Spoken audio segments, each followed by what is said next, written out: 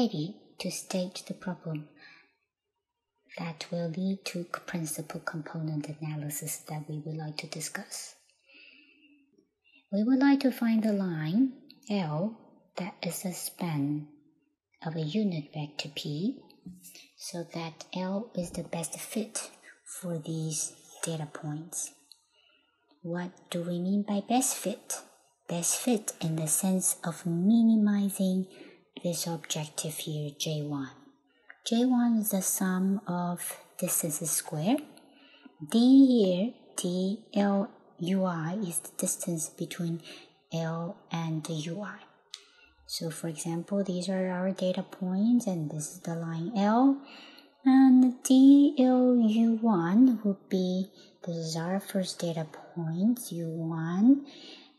And that the distance between L and u1 would be the length here. And similarly, we have the coordinate of a u2 here. The distance between u2 and the line would be the length here. And our J1 is the sum of these distances squared.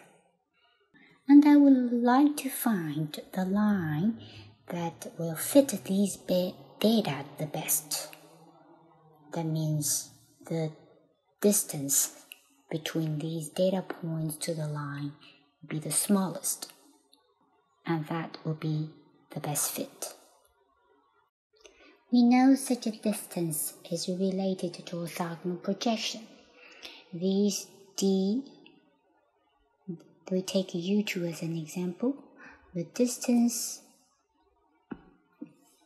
between U2 and L, the distance is squared, is equal to U2 norm square minus the orthogonal projection of U2 on the line.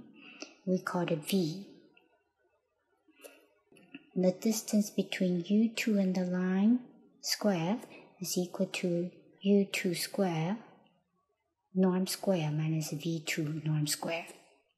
Let's rewrite J1, the objective, using orthogonal projection. So this LU1 distance square can be replaced by U1 norm square minus V1 norm square. We do this for each of these terms. And then we put all the U norm square together and all the V norm square together. We see that this is actually a fixed quantity because U1 to UM, these represent the data points and these are the data that's given to us. So this is a fixed. If we would like to minimize J1, that would be the same as maximizing the second term. We let J2, a new objective function that is the sum of these V vectors norm square. And if we would like to minimize J, that would be the same as maximizing J2. Minimization of J1 is equivalent to the maximization of J2 here.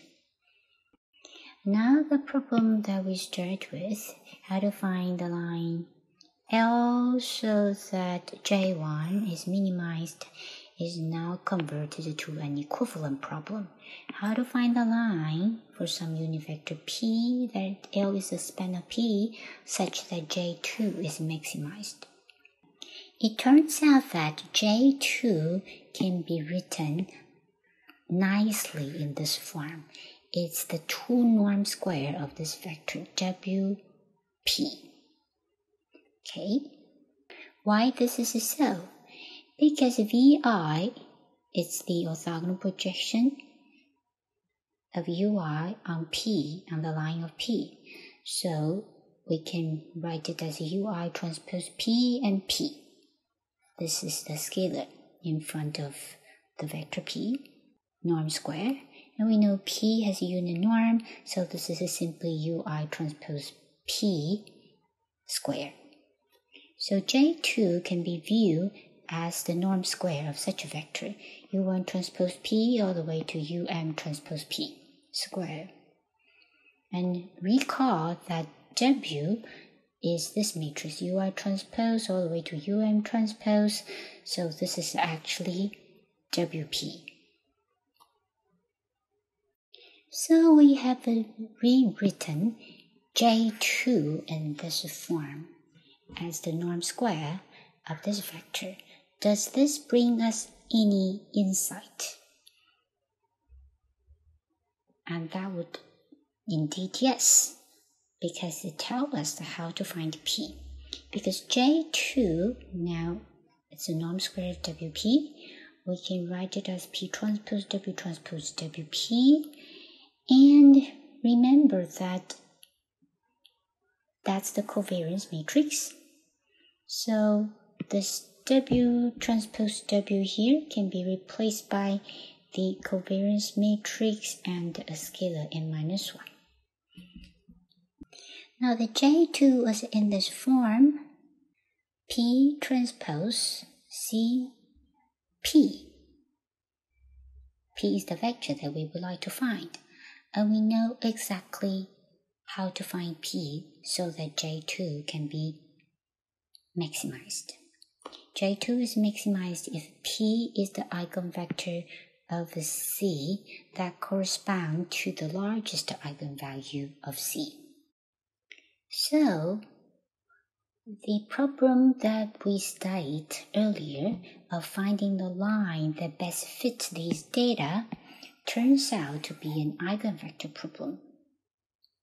We have computed this C matrix earlier, and we can compute its eigenvalues and its eigenvectors, and this will be our P1, the eigenvector that corresponds to the largest eigenvalue. If we choose this P to be equal to P1 to form our line, then the line that is the span of this P1 vector will be the best fit for these data points. Now we are ready to talk about principal component. We have this W and P1 vector and P2 vector. This is WP, actually WP matrix. P is this matrix that consists of the eigenvectors. And we call this product WP. The column vectors of this product is A and B.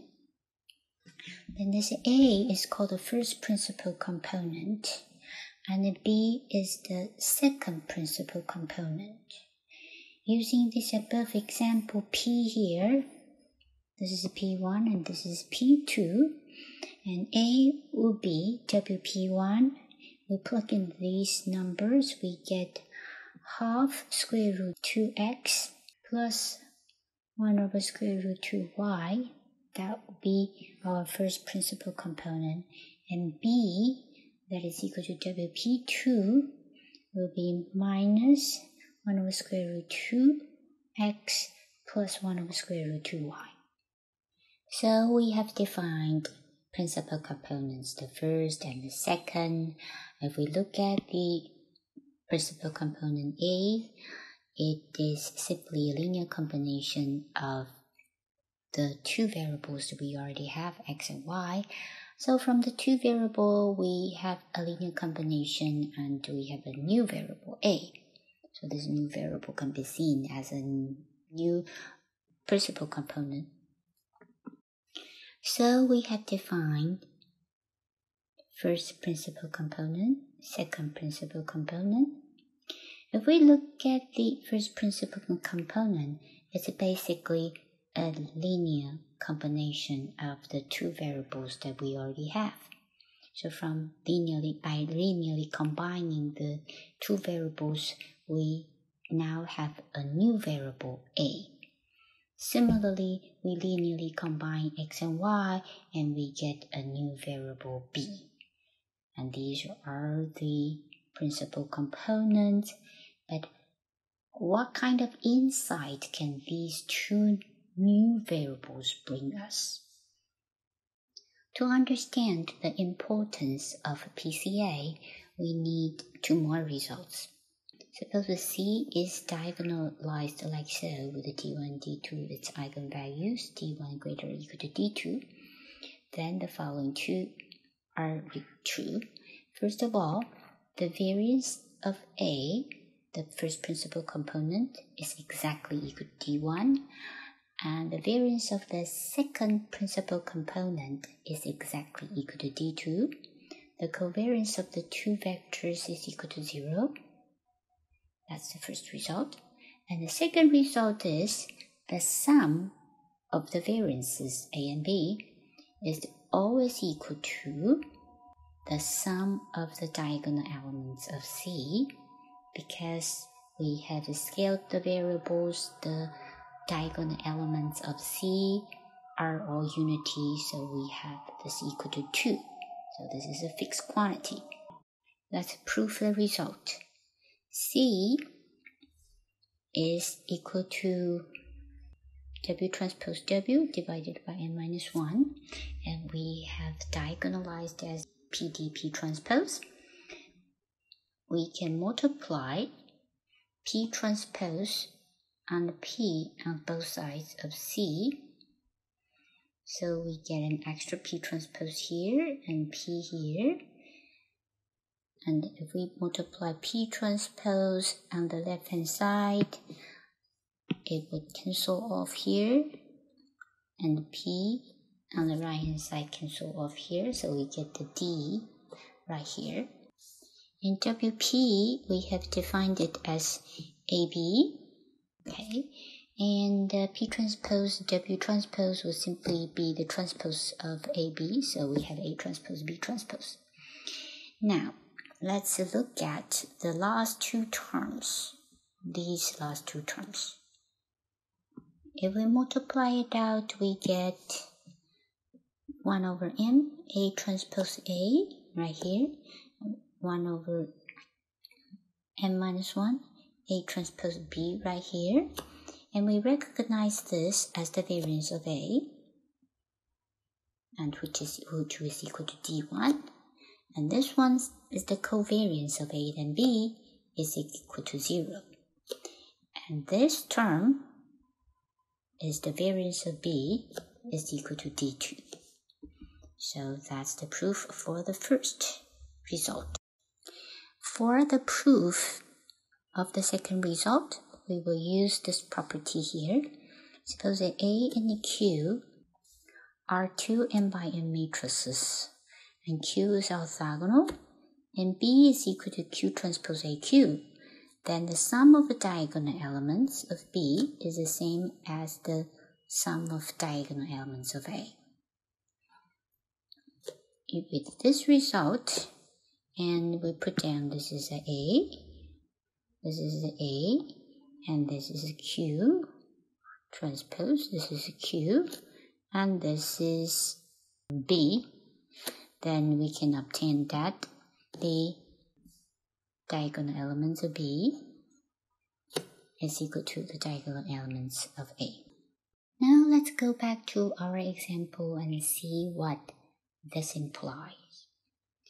We have already worked out our C matrix and the eigenvalues.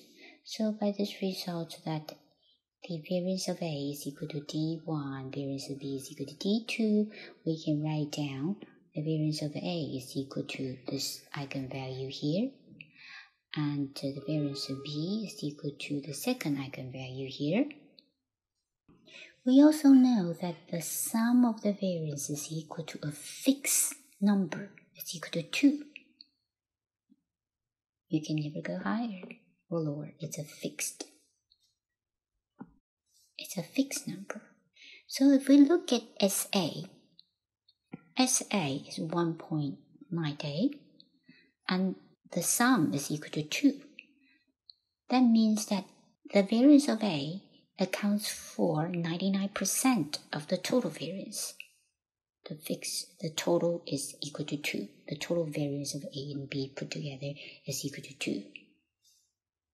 And this percentage will give us a measure of the importance of the principal component. Because A already takes up 99% of the total variance, the remaining part has very little variation. So for analysis or storage, we can simply use A in place of the two variables x and y with a little loss of information. Now let's return to the example of the four variables x, y, t, s. We form the data matrix x, y, t, s as before, and define the covariance matrix. And we have found that the diagonal elements are all equal to 1. And we also find the correlation, the covariance between the first two variables is quite large, very close to 1. And the correlation between the first and the third variable is not so big. And the correlation between the first and the fourth variable is also small,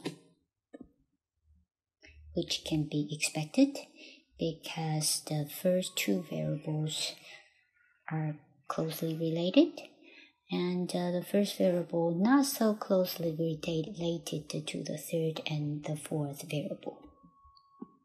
We can find the eigenvalue of C, which are these four numbers, and we can see that the first two numbers are significantly larger than the remaining two. We define the principal components as before, WP, and the first column vector is called the first principal component, and the second column vector B, the second principal component, C is the third principal component, and D the fourth principal component. Like the two variable case, we can show that the variance of the principal components are exactly the eigenvalues of C. And also the sum of these variances is exactly equal to the sum of the diagonal elements of C. In this case, it is equal to 4. We should explicitly state that when we define the principal components, we are arranging the eigenvalue in non-increasing order. If we compute the sum of variances for A and B and divided it by 4, which is the total variance, then we get 0.99. That means that the first two principal components would account for 99% of the total variance. So that means the remaining variation is very small. If we use AB instead of the original variables for analysis, that will not lead to a significant loss of information, just like the two variable example that we have seen before. And then we would have a reduction in dimension. The dimension is reduced from 4 to 2. More generally, we can have a large number of variables, and we can have a large number of observations. So we have a large data set.